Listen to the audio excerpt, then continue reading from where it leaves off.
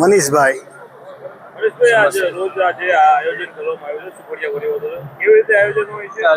છેલ્લા 30 વર્ષથી અમે આ આયોજન કરીએ છીએ. શરૂઆતમાં અમારે અહીંયા 300 થી 400 માણસ હતા. છેલ્લા 15 થી 20 વર્ષ દરમિયાન ઉત્તરોત્તર માણસોની વ્યક્તિની સંખ્યા વધતી જાય છે, કારણ કે ઓલરેડી 240 ફેમિલી તો છે જ, પણ એમાંથી આવતા નહીં બહુ, પણ ધીમે ધીમે માતાજીની કૃપા અને માતાજીના પ્રભાવથી સંખ્યા વધતી ગઈ. આજ 1200 થી 1400 માણસનું આ ફંક્શન થાય છે. ઐતિહાસિક માતાજીનો કિલ્લો છે અને ઐતિહાસિક મંદિર પણ છે. તો ગરડાથી હર વર્ષે કેટલા પબ્લિક હાલીને આવે છે? હવે 35 થી 40 પબ્લિક આવે છે, અમારા ભાઈઓ બધા. કેટલા વર્ષથી આયોજન કરવામાં હરવા આપણે ગઢડાથી છેલ્લા 20 વર્ષથી કરે છે પગપાળા પ્રવાસ.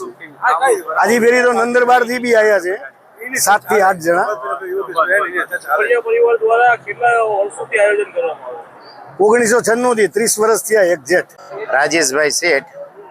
રાજેશભાઈ, આ બે નદી ભાદર અને ગોમણ નદી વચ્ચે ઐતિહાસિક કિલ્લો આવેલો છે, ત્યાં શું આયોજન કરવામાં આવે છે?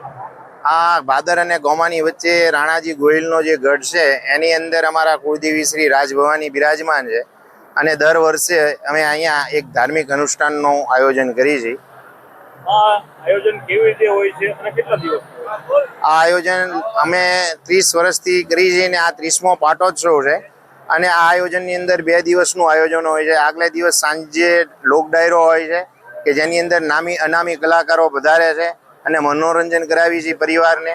અને એમાંથી જે કંઈ રકમો આવે છે એ અમે ગૌચારા માટે, ઘાસચારા માટે સમર્પિત કરી છે અમારો પરિવાર. આજના દિવસે આખો દિવસનો કાર્યક્રમ શું હોય?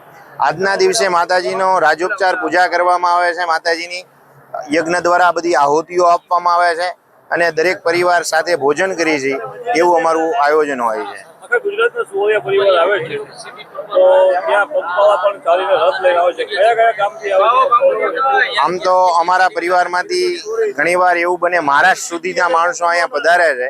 અને આ વર્ષે નંદરબારથી પગપાળા સંઘ આવ્યો છે અને ગઢડાથી દર વર્ષે પગપાળા સંઘ આવે છે અહીંયા અને દર વર્ષે પધારે છે.